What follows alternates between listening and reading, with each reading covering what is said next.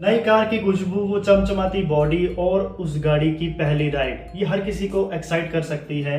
लेकिन बताना चाहूंगा, आप किसी भी गाड़ी को खरीदने से पहले एक बार एक गोल्डन रूल होता है 24/10 का, उससे अगर आप अपनाना शुरू कर देते हैं या अपना लेते हैं तो मानकर चलिए आप एक बहुत ही गलत डिसीजन लेने से बच जाएंगे और काफ़ी अच्छे खासे आप पैसे भी बचा पाएंगे। तो कुछ ऐसी इंपॉर्टेंट इन्फॉर्मेशन या कुछ ऐसी इंपॉर्टेंट बातें आज इस वीडियो में हम करेंगे जो गाड़ी खरीदने से पहले आपके लिए जानना जरूरी है। अगर आप चैनल पहली बार आए हैं तो प्लीज व्हील गाइड को सपोर्ट कीजिए। पहली बार आए थे तो सब्सक्राइब जरूर करिएगा और बेल आइकन को प्रेस करिएगा, ताकि कल को हम गाड़ी से संबंधित कोई भी वीडियो क्रिएट करेंगे तो आपके पास उसका नोटिफिकेशन सबसे पहले जरूर जाएगा। सबसे पहले हम बात करेंगे उस गोल्डन रूल के बारे में, जैसे हमें अपनाना चाहिए कोई भी कार खरीदने से पहले, और ये गोल्डन फॉर्मूला है 24/10 का।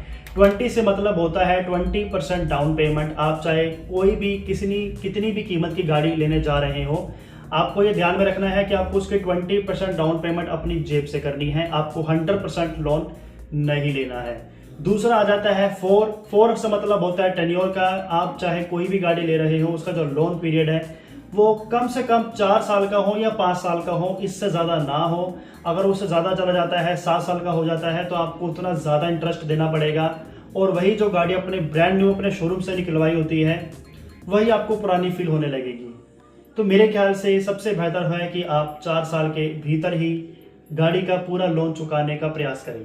और आखिरी में आ जाता है 10 का, और 10 से मतलब होता है ओवरऑल हमारी सैलरी का इनकम से जुड़ा हुआ, कि आप कोई भी गाड़ी लेने जा रहे हो, आपको उससे पहले अपनी सैलरी को भी झांक कर देख लेना है कि क्या आप उस गाड़ी की ईएमआई चुका पाएंगे। तो आपको ये नोटिस जरूर करना है कि आपको उस गाड़ी की ईएमआई देनी है, उस गाड़ी की सर्विस करानी है। तो ये आपका 10 to 15% ओवरऑल होना चाहिए, इससे ज़्यादा नहीं होना चाहिए। ऐसा ना हो कि आप जो है आधे से ज़्यादा सैलरी उस गाड़ी के लिए ईएमआई पे निकाल रहे हैं, उसकी सर्विस पे निकाल रहे हैं, और घर के बाकी खर्चे या बाकी के जो भी आपने छोटे मोटे लोन लिए हुए हैं वो आप चुका नहीं पा रहे हैं। तो सिर पे कोई बोझ नहीं लेना है, इस चीज़ का ख्याल आपको जरूर रखना है। आपको कोई भी गाड़ी लेनी है तो आपको इस चीज का ख्याल जरूर रखना है कि उस गाड़ी का 0 डेप्रिसिएशन वाला इंश्योरेंस ही लेना है। अगर थर्ड पार्टी इंश्योरेंस करवाएंगे तो आपको कुछ भी नहीं मिलेगा और बहुत ज्यादा नुकसान हो सकता है। कल को खुदा ना खास्ता कोई एक्सीडेंट हो जाता है, कुछ हो जाता है, तो आपको आधे से ज्यादा पैसा अपनी जेब से देना पड़ेगा।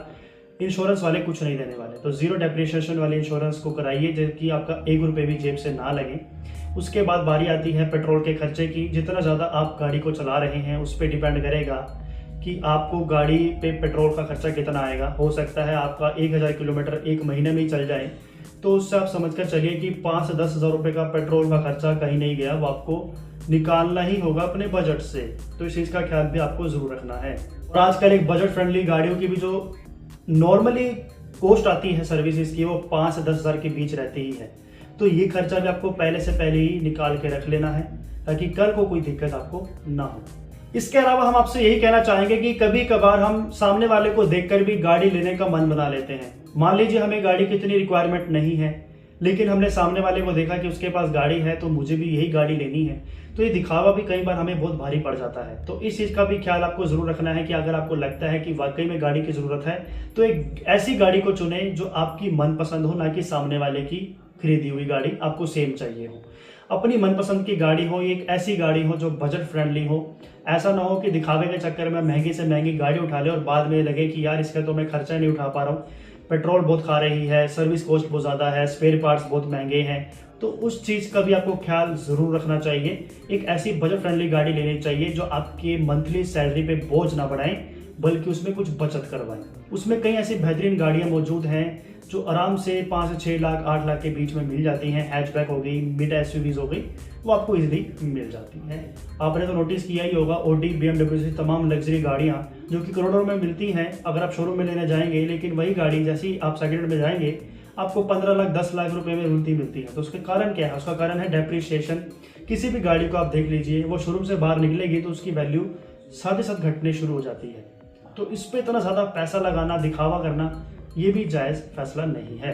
अब बात आती है इमरजेंसी फंड की। ये एक ऐसा इंपॉर्टेंट पॉइंट है जो मेरे ख्याल से बहुत से लोग ध्यान भी नहीं देते। आप कोई भी गाड़ी लेने जा रहे हो और आपको पता ही है कि मोस्टली जो लोग हैं, 80% लोग जो हैं वो गाड़ी को लोन पर ही खरीदते हैं।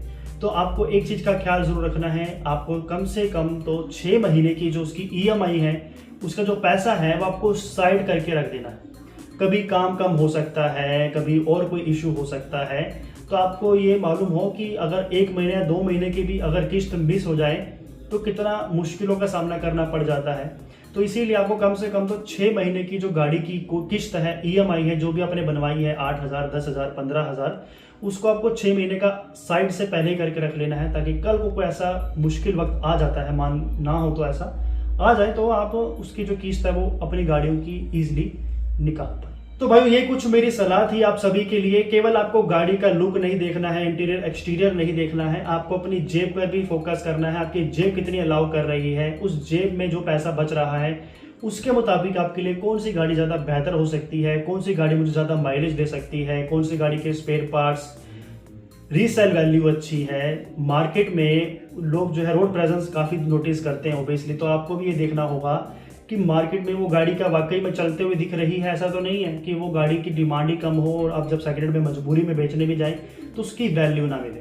तो ये कई ऐसे फैक्टर्स हैं जिस पर आपको गौर जरूर करना चाहिए। और नहीं तो सबसे बेस्ट ऑप्शन यही है कि अगर आपको गाड़ी की वाकई में ज़रूरत है और आपका इतना बजट ना हो तो एक नई गाड़ी को लेने से बचें और आप एक सेकेंड हैंड गाड़ी की ओर भी रुख कर सकते हैं, जो अच्छी खासी साफ सुथरी कंडीशन में आपको मार्केट में भरी हुई मिल जाएगी। आप जितना चाहें उतनी गाड़ी आप चुन सकते हैं, कोई भी ले सकते हैं, एक से एक गाड़ी मार्केट में मिल जाएगी आपको, लाइनें लगी हुई है गाड़ियों की। आप चाहें तो सेकेंड हैंड में भी रुख कर सकते हैं अगर आपका बजट आपको अलाउ ना करे। लेकिन अगर आपको वाकई में एक नई गाड़ी लेनी है तो जो भी मैंने आपको बातें बताई हैं इन सभी पॉइंट्स पर आप गौर जरूर कीजिएगा। बाकी कोई सवाल हो या और किसी विषय पर आप वीडियो देखना चाहते हो, कमेंट बॉक्स में आपका हार्दिक स्वागत है। नमस्कार।